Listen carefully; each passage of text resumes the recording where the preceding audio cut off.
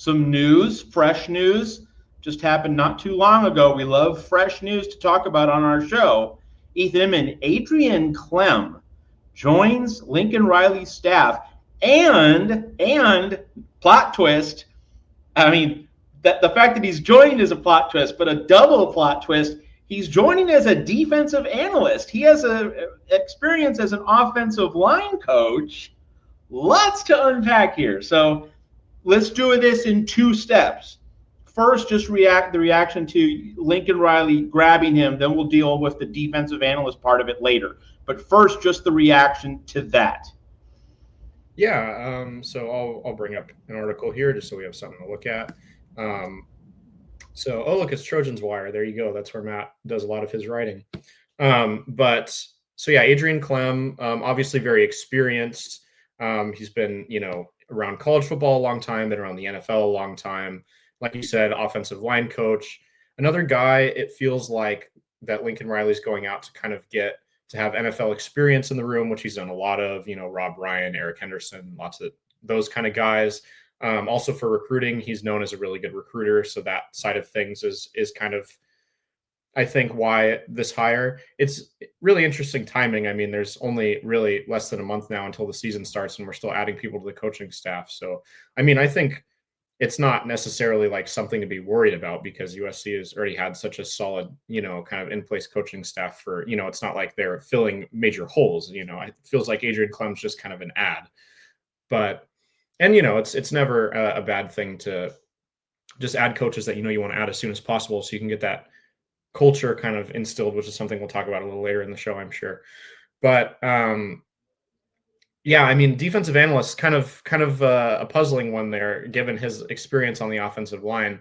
I'm sure, they're looking to have kind of a guy who can really instruct some of these guys on what to do in the trenches, and that may be part of it. I mean, maybe he is instructing some of the defensive linemen on how to attack the offensive line. Maybe that's, part of why they're bringing him on the defensive side of the ball, even though he's an offensive guy. I'd assume he's going to help a little bit on the offensive line as well. I know Lincoln Riley said he's going to have multiple roles, and, he's not a guy who's like super stuck to a title, I think is what I saw, something along those lines. But yeah, a lot of experience, a lot of,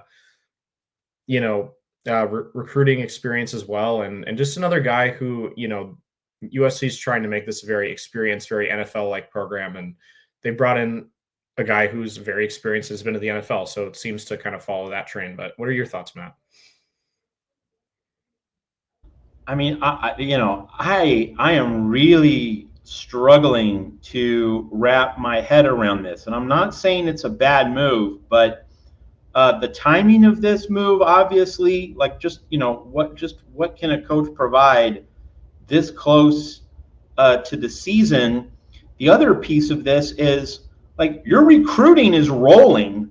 So, I mean, the idea of bringing in Adrian Klemm as a defensive analyst. Now, see, here's the thing. If he was like an assistant offensive line coach, it would make so much more obvious sense, right? Because offensive line is where this program needs to start hitting home runs. And it's begun to do that a little bit as part of the recruiting surge, but it's mostly on the defensive side of the ball. So if Adrian Klemm was like helping out with offensive line recruiting, okay, sure, natural fit. I'm not sure just, what added personnel needs to be brought in terms of the defensive support staff. Danton Lynn, Eric Henderson, Rob Ryan, Doug Belk. Like, you have things pretty nailed down on defense. So that really does elicit some points of curiosity. And again, I'm not saying it's a bad hire. I'm just trying to figure out the logic of this on a number of levels. The main piece being he's a defensive analyst. The other part is, like, what's in this for Adrian Klemm, right? Because and here's the background. I'm going to ask you about this, because this is part of peeling away the layers of the onion. Former UCLA assistant, former Oregon assistant, former NFL assistant. Okay, like, so, and he joins USC when the Trojans are not at the height of their powers. So just in terms of Adrian Klemm's career trajectory, what is in this for him? How does he see this as a catalyst for him and perhaps his career? And are we dealing even with a situation in which Adrian Clem? I don't think he's been a coordinator. I think he's been pretty consistently a position coach. Is this like him trying to rebrand himself as maybe a possible defensive coordinator? And the idea that you can be a defensive coordinator after having offensive experience and offensive line experience in particular, it's not that ridiculous, because being a defensive coordinator means like you're reading the tendencies of offenses, and you're understanding the schemes of offensive lines. You're understanding blocking schemes, so a defensive coordinator could know how to counter that. But it's still a puzzler, right? That when he was with Dan Lanning, when the Oregon ship was rising, and now he joins USC. Man, that there's a lot to unpack here. So my question for you is, from USC's vantage point, not talking about Adrian Clem's vantage point, because I just laid that out right now, but do you think this is an opposition intel hire? That this is about having a guy who has been inside the corridors in Westwood and in Eugene. USC does play Oregon. USC obviously, the sooner it can eclipse Oregon, the better. That it can cement an even greater advantage. I'd have to think that for all the weird aspects of this move, and let me be clear, weird does not mean bad. I'm just puzzled. I'm not disapproving. Those are two very different things.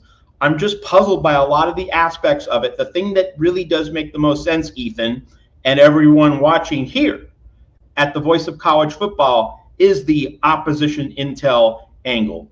To talk to me more, Ethan, about hiring someone who has a history at both UCLA and especially Oregon.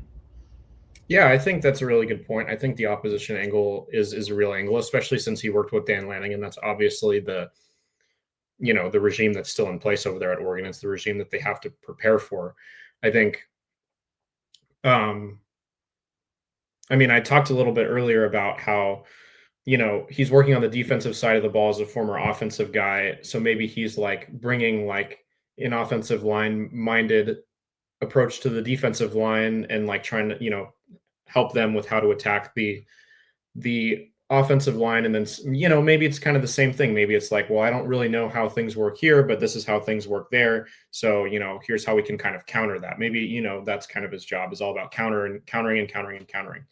I do think he's an interesting kind of future stash. And I think that this kind of goes back to your question about what's in it for him, and maybe a little bit what's in it for USC as well. I think it's possible that, if USC has the kind of year defensively that we're hoping that they're going to have, this year and maybe next year, it's possible that a lot of these guys are going to be getting NFL offers. And, I'm sure, Rob Ryan loves his job. Danton Lynn obviously stuck around, even though he could have gone other places, right? Like there's a lot, all these guys are happy at USC, but at some point, if you're a linebackers coach at a college and you get an NFL offer, or you get, like an NFL coordinator offer, or you get like a college head coaching offer, like those start to get enticing. Maybe Adrian Klemm is a guy you kind of have stashed there, like experienced. And then when, Coach Henney takes off, you can put him in there, especially now that he's getting some experience on the defensive side of the ball. Other defensive coaches, because like I said, I'm sure they're going to have some interest in their coaches. Maybe even if they move on from Josh Hansen, he takes on the offensive line. I don't know. But I do think he's the kind of guy who USC just kind of getting a head start on having him in their building may prove to be beneficial if some of the coaches get, offers to go elsewhere down the line. I think it's possible.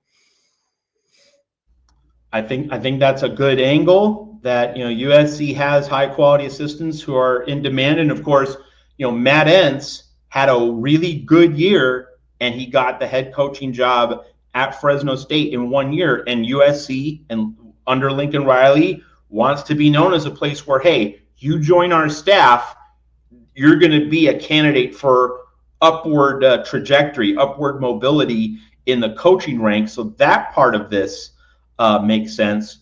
Just want to nail something down about Adrian Clem. It is correct. He has never been an offensive coordinator, or for that matter, any kind of coordinator. Now, he has been the run game coordinator, but that is essentially position game coach. But he's never been the lead offensive play caller for any of the teams that he's worked with, be it in the NFL or the college game. So yeah, upon reflection, the upward mobility in terms of Adrian Clem, that this might be a way of just broadening his resume, and that is a parallel with Matt Entz.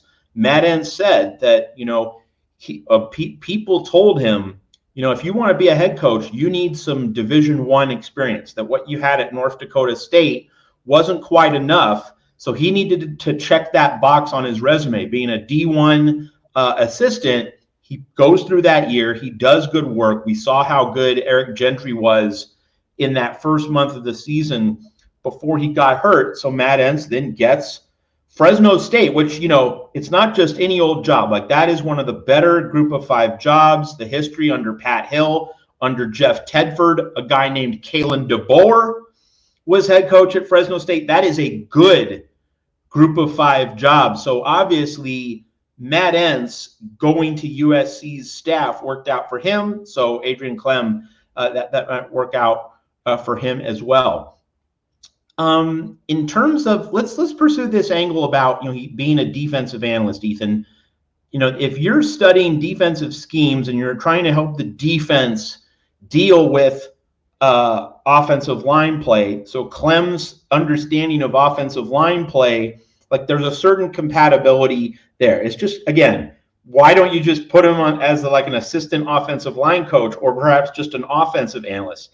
Again, like that still is something I'm trying to wrap my head around. But like, I can see it, right? I can see the concept. You're a defensive analyst to combat offensive line play, offensive line schemes. My question for you, Ethan, is, do you think there's actually going to be a lot of interplay for Adrian Clem between helping the defense and helping the USC offense? Maybe it's just that, well, you have to pick a title, right? Like, you can't just be analyst, right? I haven't heard of a program hire an analyst. It's either an offensive analyst or a defensive analyst. I'm not sure if I've ever heard of a special teams analyst, but you have to pick a silo. But maybe that's irrelevant, or maybe that should be minimized in all of this. Maybe that's just a technicality, and Adrian Clem's going to be helping the defense, but also the offensive line. And he's going to be in both rooms, and he's going to be providing input both ways. I mean, there's no way for us to conclusively know exactly how his role will unfold, Ethan. But if you had to guess right now at this preliminary stage, do you think Adrian Clem's going to primarily be in that defensive room, or do you think he's going to be an equal opportunity analyst on both sides of the ball at USC? I think he is going to primarily work in the defensive room, just because that is the title they gave him. I mean, if they were planning on splitting him evenly, they had to come to a decision. They obviously came to the decision that he was going to be called a defensive analyst in title. So I would assume that, that's where they plan to use him the most. But I think, based on, what I've heard and what I've read so far about him and what USC wants to do with him, I do think he will work with the offensive line in some capacity and with the offense in general. It sounds like his role is pretty flexible, and I'm sure too he's going to be figuring it out, and Lincoln Riley's going to be figuring it out a little bit as the season progresses, as they figure out his personality and how he works with the players and all those kinds of things. So both sides of the ball for sure, but I would assume, just because that's what they're saying he's going to do, that he'll be primarily defense. All right, one more question on Adrian Clem before we move along to other topics here at the Voice of College Football. You mentioned earlier, and again, I think this is a highly salient point on your part. I could say that's just a redundancy, because you always make salient points, Ethan.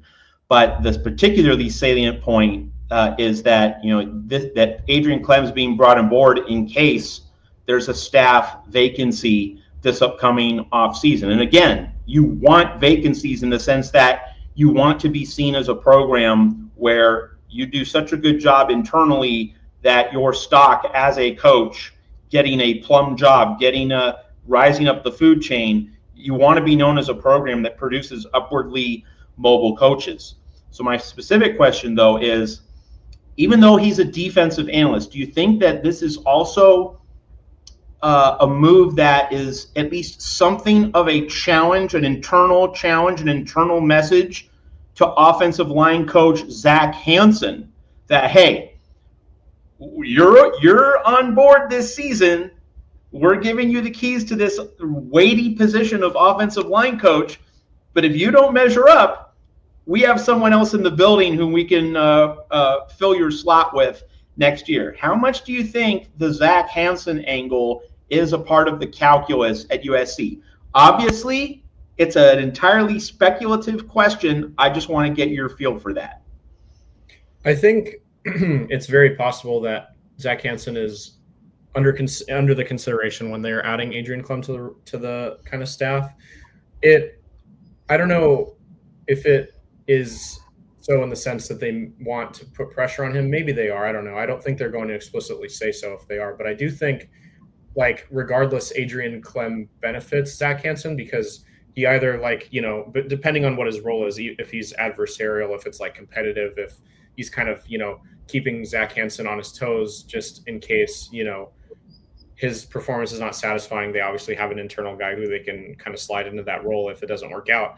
Or the other way around where, Adrian Clem's a guy who's experienced. I'm sure, Zach Hanson could benefit from like a little iron sharpening iron situation where he just kind of, tells stories and teaches him about, kind of the things that he's seen in the NFL and seen in all these different programs. Like anytime you can bring in a guy who's experienced, that's going to help a guy who's trying to establish himself in a program like Zach Hanson is at USC. So I think either way, it's beneficial for Zach Hanson, and I'm sure it's done with him in mind. I just want to read, I found a quote more directly about what Lincoln Riley said about Adrian Clem's role. And because I was referencing, how they were going to use him, but I didn't have a specific source. I went and found one. On the USC Athletics YouTube channel, he said, Adrian was available and was a position that we had talked about. We've had a position in the past that's going to work with our defense, but more of an offense coach background. We were actively looking for somebody in that role. It's a little bit tough to find sometimes, but it was just one of those things where Adrian was available and obviously had some familiarity with this place and some people on our staff. We got a chance to connect with him and it just made sense. So he'll work primarily with our defensive staff, but we're certainly going to use him in a few other areas as well. So there you go. Like there a measure of offensive involvement. The door is open to that. So that does reinforce some of the things that we've been discussing. So a very fascinating